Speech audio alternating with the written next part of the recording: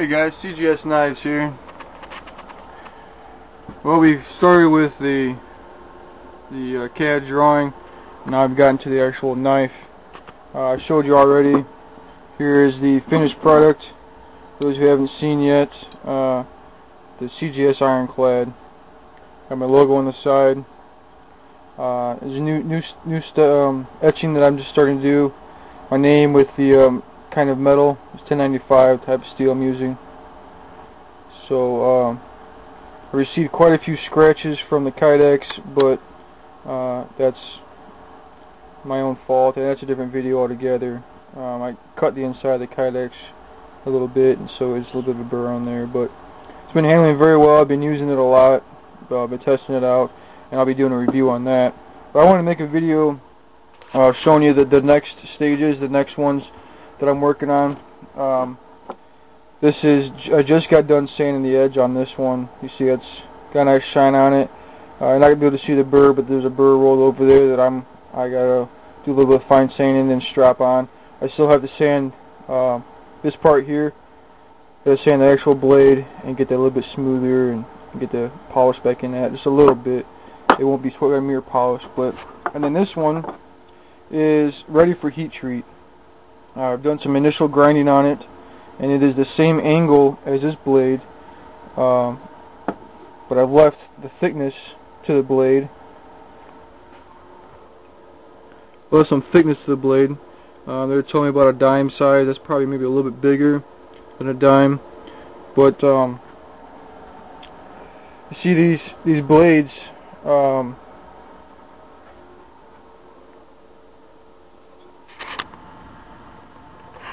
Hey guys, CJS Knives here. Just want to do a little quick video. Here's the finished ironclad.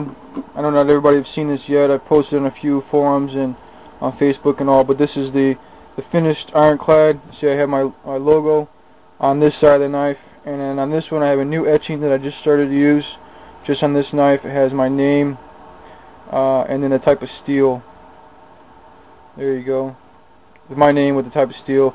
The etching came out a little bit bigger than I'd like for it. I wanted it to be a little bit smaller than that. It's about twice as big as I wanted, but there was some miscommunication between me and the gentleman that I used to make my etching.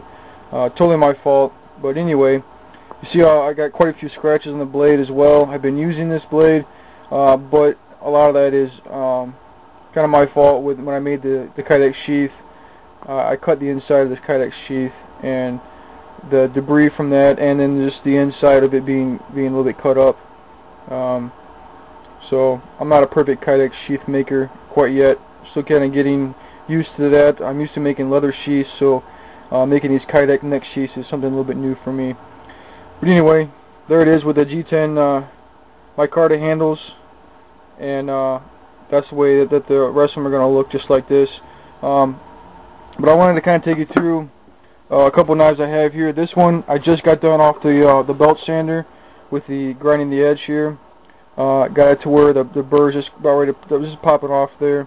I know you're not gonna be able to see that, but I went down to 400 grit on the belt sander, and then I had to take some sanding paper and then do some final stropping before I get that all the way sharp.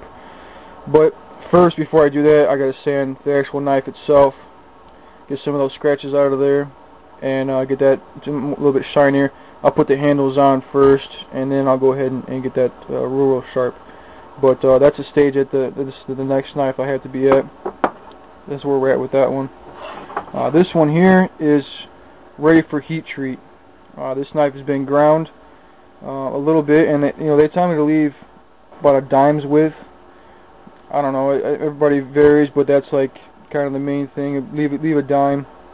So I wanted to ask everybody, what exactly do they leave for when they send knives out to heat treat? What is the thickness that they like to go with? I got a knife here, same thing. This knife is being pre-ground, ready for heat treat. Obviously it's extremely dull. I mean, that's pretty thick. And I got some dial calipers here, and I wanted to show you kind of what I do and how I do it. And it doesn't mean it's the right way, and that's why I'm making this video. I want to find out how you guys do it. Now my blade is about 120.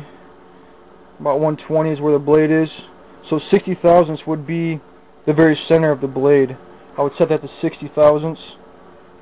Set my dial calipers to 60, lock them down. Excuse me, I got two hands busy here. And then I use the actual calipers to scribe a line. Scribe a line in the center. Now obviously I can't do it now because I've already ground this edge. But on a blade that hasn't been ground yet, I do 60 thousandths for the center. And then I go 30 thousandths each way. So then I'll set the dial caliper to 30 thousandths.